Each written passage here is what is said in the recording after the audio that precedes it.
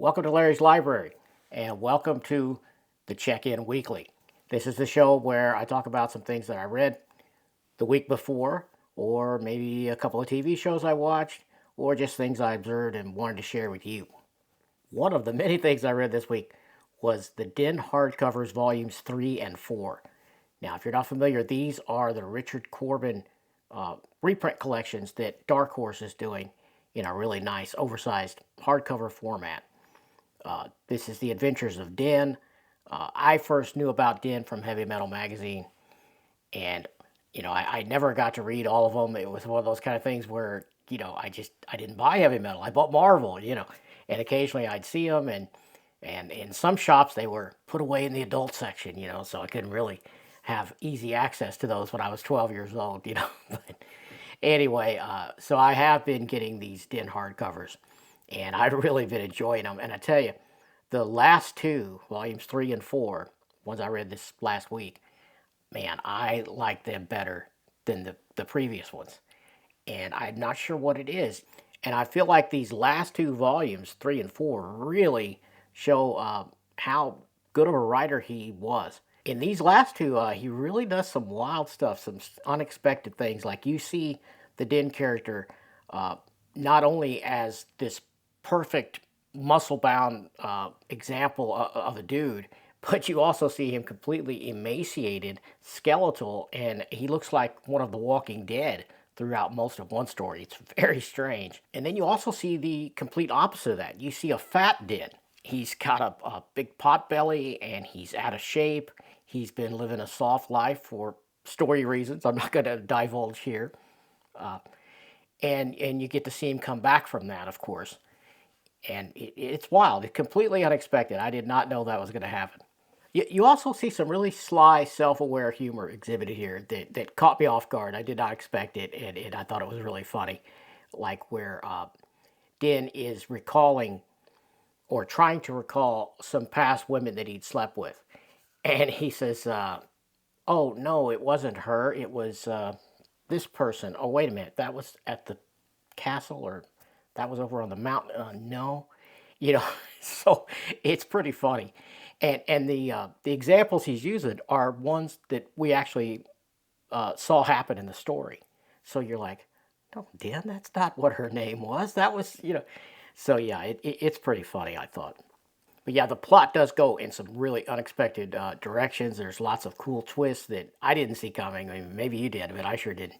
And there's some dogfights with these weird airships, designs that would only come from Richard Corben. And yeah, I really had a lot of fun with these last two books especially. So if you're into Richard Corben art at all and you're thinking about delving into these, I can recommend them for sure. But just beware, the first couple of volumes especially have heavy nudity and a sort of immature, 13-year-old boy's version of the perfect woman. So there are enormous breasts everywhere. I mean, and I don't mean just big boobs, but like unnaturally large boobs. It's, yeah, you know what? Some people will hate me for saying this, but for me, a little bit of that goes a long way. And I was getting tired of it, actually, believe it or not. Now, in the story in the last two volumes, that overt nudity starts to go down. And you find out why when you read some of the back material. It's because Richard Corben tried a different thing with publishing, and he tried putting this in a more standard comic book form, and I think he was doing some sort of self-publishing or just using a small publisher, and they were making an effort to get it on some newsstands in certain venues, apparently, and they knew, or Richard knew that there was no way he could get away with that, and trying to have broader distribution. So he actually started putting clothes on some people, which actually makes sense anyway. I mean, if you're trudging through a desert with a searing hot sun, probably not a good idea to be completely naked, right? So it made sense. But yeah, the story is really fun, especially the last two volumes. Now, I think there's one more to come, one or two more, not sure. If you know, correct me down in the comments how many there's going to be of these before it collects the entire saga. Oh, one more thing I should mention about this is there is some fascinating articles in the backs of both of these books that you should read. and it's by, let me see if I can get his name, Jose Villarrubia. Forgive me if I butchered that last name, but he is the guy that has worked closely with Richard Corben, especially in the last few years of his life. I think Richard Corben died in 2020, if I'm not mistaken, sadly. And so this guy has done the touch-ups and the remastering of this art to get it ready for print, and the colors. He tried to remain as faithful as he could to the originals, but the wild, very complex manual method that Corben used for his colors was not something you could duplicate in today's digital printing era, you know. But Jose did his best to try to make it look as authentic as it should. And you can really tell this guy loved Corben and loved Corben's art, and he went through a lot of trouble to try to get this to be the most faithful version of Richard Corben's art as possible. And it is a very fascinating story if you're into, you know, the making and the behind the scenes inside baseball comic books. Those are great articles to read. So check that out. And also, I should point out that some of the story elements that are a little confusing to you, the articles that Jose wrote in the backs of these also goes a long way in explaining how he interpreted Richard Corben's story here. And it really helped me understand it, and I got a lot more enjoyment out of it after reading the back material. I know the story should stand on its own, but this is old material. It's from way back. So sometimes it would be helpful to have that context. And these articles provide some of that. So good stuff. Recommended. I also read the NYX Gallery Edition. Now, most of this was a reread for me because I had already read in a standard size hardcover format the original NYX miniseries. And I have it in my notes here. That was 7 issues. And I think it came out around 2008, something like that. So that was a reread for me, that portion. But what a great reread it was. I mean, the art is by Joshua Middleton, or at least the first 3 issues are. And I think pretty much all the covers, including this beautiful one we're looking at now, is by Joshua Middleton. And I love this guy's art. And Joe Quesada did write all 7 issues of the original mini. Now, this one was kind of controversial, I guess, at the time, and more so now even, you know, with modern sensibilities. Although, you know, this wasn't that long ago, but, you know, some of you may think 2008 was a long time ago. I mean, if you're only 18 or 20 now, you know, I guess that was a long time ago. But, you know, when you get older, trust me, you know, you're looking 15 years down the road. It's not a long time. No. Anyway, it was controversial because the story is a rough one. It depicts this life on the streets, and for some teenagers, you know, they're like 15, 16 years old, and, you know, one of the characters turns out to be X-23, which we don't find out until years later, you know, really what that character is about. And on the covers for these, you see X-23 depicted prominently, and, you know, and so you might think this is an X-23 story. Well, it's really not. X-23 is just really one of the characters in this group, and not even the main one. The main character is Kaiden Nixon, which sadly, after these 2 minis, we really never heard much from Kaiden Nixon at all. And I think that's really sad because I thought she was a great character. But anyway, let me get back to the X-23 thing. X-23, you find out, is a teenage prostitute at this time. I mean, that's a pretty rough story element, but you know what? It happens. It's happening right now. You know, right here in the real world, this is happening. And it's not done gratuitously. You know, it's obviously not pro-teenage prostitution, so I'm not sure why it was so controversial. I mean, it was done in a frank and respectful manner, I guess you might say. But yeah, that Marvel chose to leave this story out of the first X-23 omnibus. And I think the second one also. Yeah, there's been at least 2 now. And this story is not included there. And at first I was pissed about that, you know, because I mean, I had read this and I love this story and I still do. But now rereading it again with fresh eyes, I kind of get why they didn't include it, because she's such a relatively minor character, really, in the events that happen in these stories. So I guess that's why they left it off. And really, to show her on the cover here, the X-23 character, is just to capitalize on X-23's popularity because, again, she's not the main character. Not at all. This person is the main character. This is Kaiden Nixon. Around the same age as X-23, maybe a year or two older even, I'm not sure. It's never clearly defined how old X-23 is during this story, but Kaiden Nixon has, she's a mutant, spoiler, and she has some wild powers where she can slow time. She says, initially she's like, stop, and time appears to stop. But then you find out later that it's not exactly stopped, it's just slowed down to such a slow rate that people appear not to be moving at all, but they're moving very slowly. Except for Kaiden, she can move freely. So it's like she has super speed, but not really. It's just that the whole world is slowed down to this near still slowness, So she's just zipping around normal speed. So if she touches someone while they're in that state, it's like they were punched with 100 times the force. It's wild. Really well done, I thought, and a real heartfelt, gut-wrenching story for sure. It's very sad at times, and it's kind of hard to deal with, but I think it's worth it. I really love this book.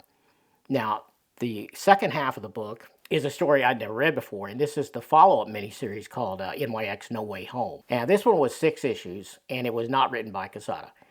And sadly, it has no Josh Middleton art. So that was a big letdown. Now, the art it has is not bad. It's pretty good, in fact, at times. But I wish it would have been consistent because we've got, 3 or 4 artists involved in what is 13 issues. I mean, really, Marvel? You can't get one person to do 13 issues.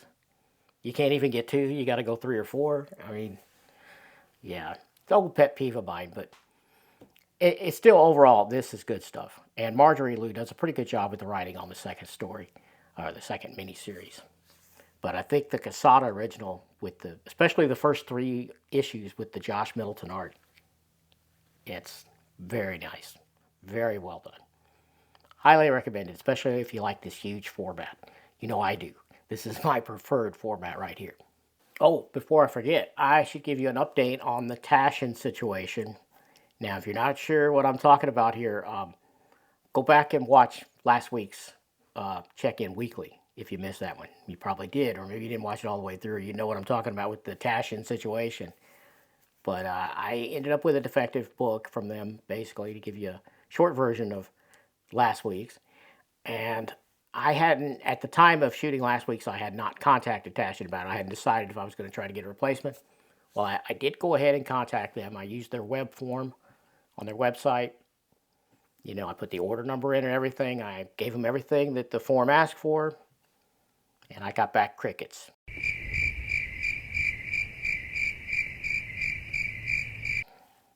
Nothing. Now, at the time of this shooting, it's been almost a week with no email response from Taschen. And that I find a little disturbing. I mean, this is a very well-respected publisher, and, I'm not, to me, in 2024, no company that has an online store should take more than 2 or 3 days to at least get a canned response back, telling me, hey, we received your email, we're working on it, stay tuned. No, I got nothing. I got 0. Tomorrow, I think, as of time of shooting, tomorrow will be a full week, no response. That's, I don't like that. I did half expect them to get back with me quickly and tell me, hey, you're outside the return window, sorry. And I would have been fine with that because I did wait a while. I received it on like September 9th, and I didn't get to read it until, early November, I guess. So, that's a long time, I guess. I mean, for a book this premium, I don't think it is, but, I would have had more respect for them had they emailed me back quickly and said, hey, you're outside the return window. But to just get no response at all, that is not cool. So, stay tuned. Maybe there'll be another update next week if they finally do get back with me, hopefully. So I am continuing to read the Silmarillion, J.R.R. Tolkien's sort of Bible almanac of the Middle-earth world, if you will. And I have to say it is getting better. You know, I mean, you might get the idea it was a little boring for my updates on this in the past, but it is getting much better as I get further into the book. We're getting slightly longer narratives now, which is good because that's more what I'm expecting from Tolkien, you know, having just read, you know, The Hobbit and Lord of the Rings. But yeah, so it's getting better. Story's picking up some. We're actually getting some little complete vignettes now instead of just little snippets of, you know, this guy married this person and had this child and this child had this child. You know, there was a lot of that at the very beginning and a little dry, you might say, but it's getting better. So I'm not quite halfway through yet, but I'm getting there. So for my single issue read last week, I read Incredible Hulk 314. Check out this cover. I'm a sucker for a MODOK cover. Look at that. Some John Byrne goodness right there. And this is the start of John Byrne's short Hulk run where he was writer and artist. The inking in the interior pages are by Bob Wyacek, and it looks pretty good, gotta say. Wyacek's a great inker, and of course John Byrne's one of my favorite pencilers, so yeah, I thought it was a pretty good combination. And in this one, Hulk returns to Earth, so it continues right out of the Bill Mantlo era, and he hallucinates fighting a bunch of members of his Rogues Gallery, which is great because you get to see John Byrne's take on all these Hulk villains now. Yeah, so I loved this one, really did. Love this cover too. I think I have all of the very short John Byrne Hulk run in singles, so there'll be more of that in weeks to come. A couple of things I watched this week, okay, on TV. The Walking Dead spinoff, Daryl Dixon. We watched, I think, episodes 4, 5, and 6, which I believe closed out season 2 of Daryl Dixon. And man, it was really good. So in this one, you finally get to see Carol reunited with Daryl. She finds him, you know, long-awaited thing there. Carol tells Ash, the plane pilot, the truth about their trip and the truth about her daughter. Doesn't go over well. And man, I won't give away the ending here because it has a nice ending. A lot of stuff happens in that last episode. I know a lot of people fell off The Walking Dead and didn't even finish the main story or the main series, like my daughter. But I gotta say, if you're a fan of the Daryl character, you're gonna love this. It's really well done. Most of the story takes place in France, and so you get to see some things that you're not used to seeing on The Walking Dead. You know, you're seeing some old buildings, castles, and things. You know, it's wild, and you get to see a few new things with the walkers. There's a group that's experimenting with them, and they develop this drug that speeds them up. So then you get to see fast walkers introduced into the Walking Dead universe. Now, I'm not normally a fan of fast zombies, but it's really well done here, and there's a twist to what this drug does to them. I'm not going to reveal it here because I don't want to give away too many spoilers if someone hasn't watched this one yet, because it's worth it. It's really good stuff. I thought it was really well done, and it sets up for a nice season 3. So yeah, we're going to have a season 3. Not sure if there's going to be anything after that. Kind of guessing no, but we'll see. If there is, I'll be watching because I'm a diehard. I've watched all of this and all the various spinoffs and minis. Of course, some of them were better than others, but I'm hanging in there.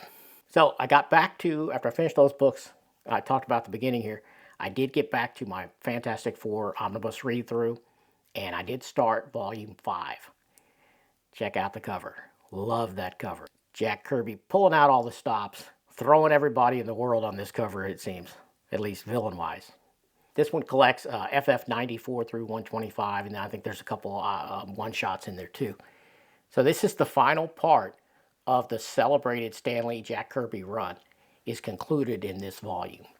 And then we get into some John Romita senior issues. He fills in for a little bit, and then Big John Buscema comes in. Now, I'm not that far into the book yet. I'm still in the Kirby part. But yeah, I'm looking forward to getting into that. Yeah, I think this was a great FF era, and looking forward to getting into that John Buscema phase.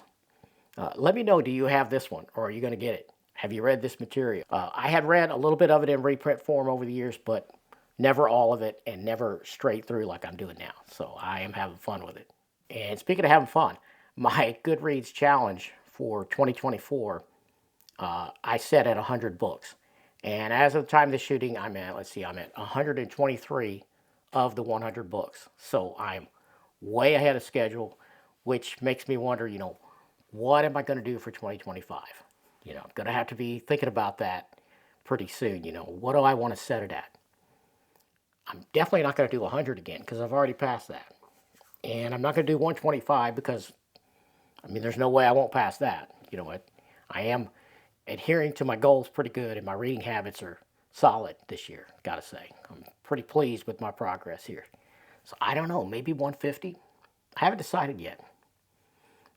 Are you in Goodreads? Are you going to take the Goodreads challenge? Do it. And follow me on there if you want to see how I'm doing.